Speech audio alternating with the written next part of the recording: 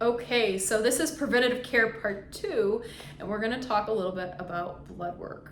So we went over why it's important to have that veterinary patient-client relationship, why our vaccine's important, why our prevention is important, and our heartworm test and our fecal are important. So now we're going to talk about blood work, and blood work isn't something that we really require a lot of times. I'm lucky enough to work at a clinic where we do require it before any anesthesia, just because the last thing that I want to find out, or any of my coworkers want to find out, or I'm pretty sure anybody in the vet community wants to find out, is that your pet has a liver or kidney problem after we put them under anesthesia with something that their liver or kidneys have to metabolize and work really hard to metabolize. So really what we're doing with that is we're screening and making sure that we're setting you up for success, because we don't want to give you that phone call where we tell you that something happened because we didn't check blood work ahead of time. But even if they aren't going under anesthesia, it's a really good idea because it also can screen for liver problems, kidney problems, anemias. It'll look at the white blood cell count to see if we have any infections anywhere, and sometimes it will tell us inflammation. Honestly, one of the most common abnormal findings I see is sometimes with stress, it'll increase some of the white blood cells and kind of change that a little bit. But sometimes we do see age-related changes too in younger animals. We'll see a difference there. But our blood work's generally a good idea because it helps us screen for different problems that we might be able to pick up on a little bit sooner and get you treatment a little bit faster so they don't become a bigger problem, because we don't want to find out about any problems when your animal's in crisis, because it's typically harder to treat and you're typically looking at more an emergency bill, which nobody really wants. So with our blood work, I typically look at 2 different panels most commonly. One is our complete blood count. That is the one that has red blood cells, it has white blood cells, it has platelets. There's a couple other values too on there, but those are the ones that really kind of stand out more so. So we're looking for anemias, we're looking for any increase with white blood cells that might tell you about parasites, it might tell you about allergies, or it might tell you about infection depending on what type of white blood cells increased.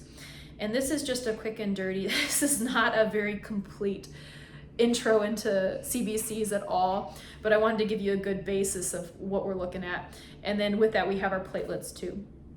Now we can run a PCV, packed cell volume, without that CBC, but it's nice to have all that other information. So I typically do like to run a CBC with all the blood work I do, just to make sure that I'm not missing anything, because I have found anemias I wasn't expecting, and I found other problems on that CBC that I was not expecting that I found out because I ran it, just to make sure that we didn't have anything. The other part would be our blood chemistry. So with that, we have a couple different options, but the basis of most of them is kidney values, liver values, and blood sugar. We typically look at least 2 liver values, 2 kidney values, at least in my clinic. I really like the SDMA, which is an early marker for the kidney. It'll tell you if there's 40% damage to the kidney. The blood urea nitrogen, or BUN, or the creatinine are less specific, and they tell you if there is 70% damage, if I'm remembering correctly. So with those, we have a lot more damage and we can't regain those nephrons after they're gone. So I like the SDMA.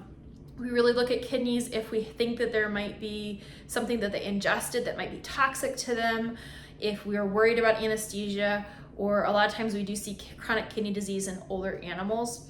But getting that healthy baseline where we're not expecting to find anything, 1, it screens them for any issues, but 2, they don't always read the textbook, and sometimes even though they use a bell curve to find out where the normal is, they're looking at the center part of the bell curve. Your pet might be normal over here, so we want to figure out what your normal is so that when we have a problem, we know how that changed to make sure that we're not having any issues with that. So we do recommend that. If you do have a kidney problem that we find with that blood work, a lot of times we will also ask for urinalysis, because we want to see how that kidney is working, if we can still concentrate the urine, or if we're having issues with that, because that helps us stage and see where we're at and what we need to do for intervention for that. With the liver problems, we do usually see that with our liver values. Depending on the panel, we can see more or less. A lot of times, at least at my clinic, our comprehensive panel is kind of the highest one we can do in-house.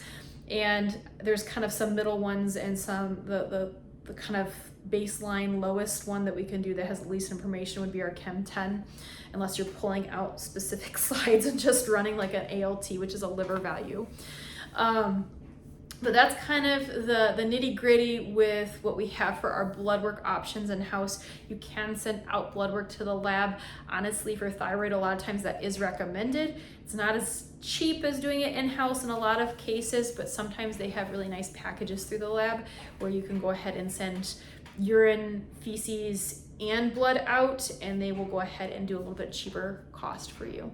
So do ask your vet, or if you come to my clinic, ask one of us about yearly blood work and preventative care. We are more than happy to talk to you about any of those, and do let me know if there's anything you want me to clarify in any of these videos or any topics you'd like me to cover.